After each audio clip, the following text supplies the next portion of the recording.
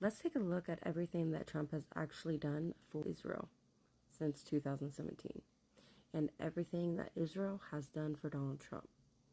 Donald Trump, during his presidency, 2017 to 2021, made several notable moves that significantly impacted U.S.-Israel relations and were seen as highly supportive of Israel.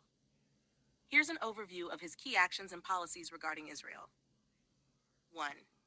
Recognition of Jerusalem as Israel's capital.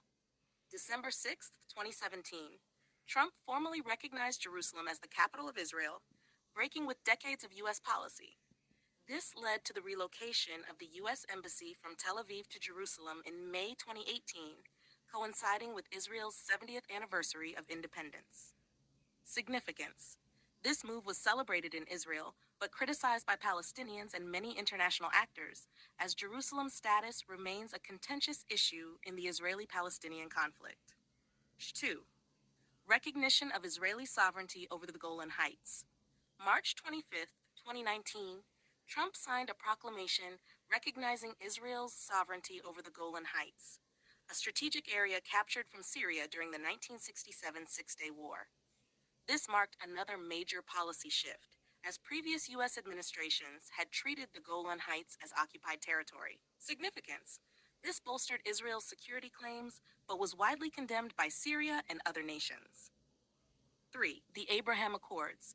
Trump brokered normalization agreements between Israel and several Arab nations, including United Arab Emirates, UAE, August 2020, Bahrain, September 2020, Sudan, October 2020, Morocco, December 2020.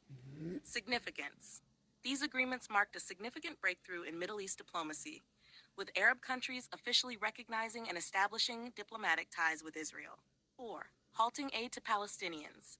Trump significantly reduced or eliminated U.S. funding to the Palestinians, including cutting funding to the United Nations Relief and Works Agency, UNRWA, which supports Palestinian refugees. Halting financial aid to the Palestinian Authority, citing their payments to families of individuals involved in attacks on Israelis, pay-to-slay policy. Significance. This was viewed as a strong pro-Israel move, but further strained U.S.-Palestinian relations. The Peace to Prosperity Plan, Middle East Peace Plan. In January 2020, Trump unveiled a proposed peace plan developed by his administration and spearheaded by Jared Kushner. The plan recognized Israeli sovereignty over large parts of the West Bank while proposing a conditional Palestinian state. Significance. While Israel generally supported the plan, Palestinians rejected it outright, claiming it heavily favored Israel. 6. Strengthened U.S.-Israel military and economic cooperation. The Trump administration maintained strong military support for Israel, including approving arms deals and upholding Israel's qualitative military edge in the region. Trump signed legislation like the Taylor Force Act, which restricted aid to the Palestinian Authority until they stopped payments to convicted terrorist families. UN and international advocacy for Israel.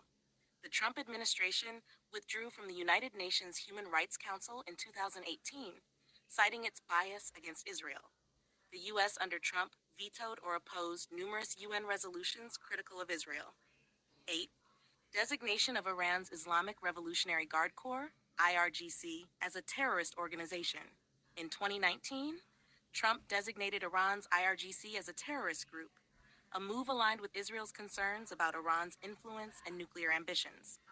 He also withdrew the U.S. from the Iran nuclear deal, JCPOA, in 2018, which Israel strongly opposed. Cultural and religious recognition. Trump signed an executive order targeting anti-Semitism on college campuses, which included measures to protect Jewish students under Title VI of the Civil Rights Act. He also supported the preservation of Jewish heritage sites, including an initiative to restore cemeteries and synagogues.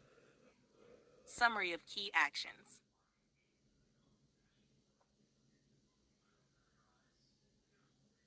Recognized Jerusalem as Israel's capital. Strengthened Israel's claim to Jerusalem, but inflamed regional tensions. Recognized Golan Heights sovereignty, boosted Israel's security claims, but faced international criticism. Brokered Abraham Accords, advanced Israel's regional normalization and diplomacy. cut aid to Palestinians, demonstrated pro-Israel stance but worsened U.S.-Palestinian relations. Opposed Iran's influence, strengthened Israel's security against its regional rival. Trump's policies were widely celebrated in Israel and by many pro-Israel groups, but drew criticism from Palestinians, Arab nations, and international organizations for being one-sided.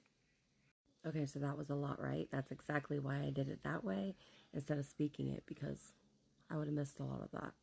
But let's dive into a couple other things I want to show you guys. As we've seen, Donald Trump did quite a bit for the Israelites. But what has the Israelites done for Donald Trump? Well, we gave him the Torah crown back in 2023. To Hashem, for his work is good, his kindness endures forever. Presented to President Donald J. Trump for his extraordinary and heroic efforts. I like that very much. To help the state of Israel and the Jewish people. He and his family should be blessed eternally from the Israel Heritage Foundation, July 10th, 2023. I want to thank you, Rabbi. Over here in Hebrew, Lemalot 70 Shana, to fulfill 70 years. The original verse, to fulfill 70 years, is when the Jews went out to exile, to the Babylonian exile. They were there for 70 years. And after 70 years, King Cyrus said, God, the Lord of the world, gave me permission to let you, the Jews, come back to the land of Israel. And look what he said. And he charged me to build him a house in Jerusalem. This president, he understood what nobody else understood. He understood we're not talking politics. We're not talking politics. We're talking Torah. We're talking prophets. That's what it's all about. They're calling him the Prince of Peace. Now, back in 2019, Trump and Israel built this Trump Heights. And I don't know where it's at in its making, but it is planned the Israelites settlement in the Israelite occupied Golden Heights, named after and in honor of Donald Trump, the 45th and the 47th now President of the United States. Israelite settlement in the Golden Heights are widely regarded as illegal under international law. However, the Israelite government disputes this. I guess what I'm asking is, could the Trump Heights become the altar that the Israelites will have to worship?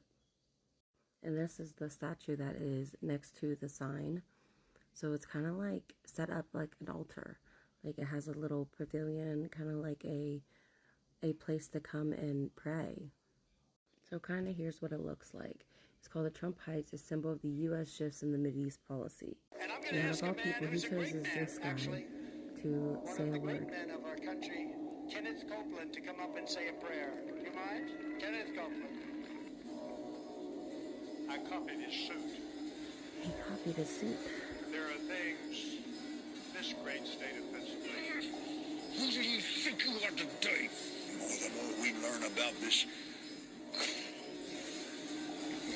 covenant of God. Don't ever do it. Don't ever feel sorry for yourself. Don't ever do it.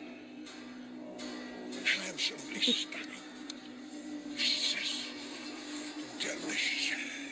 So, who Creepy. It's creepy as fuck. was the biggest loser? Like why? Why did he fix this? Like, if he's not trying to say Satan?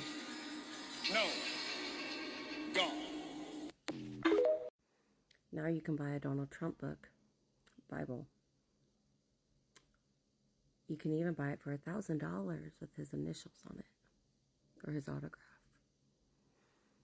Wake up, people.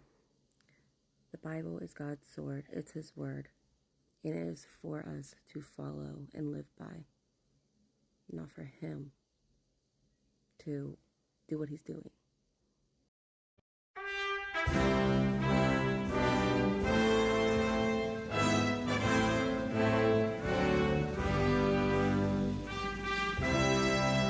From the beginning, America has been a nation defined by its people.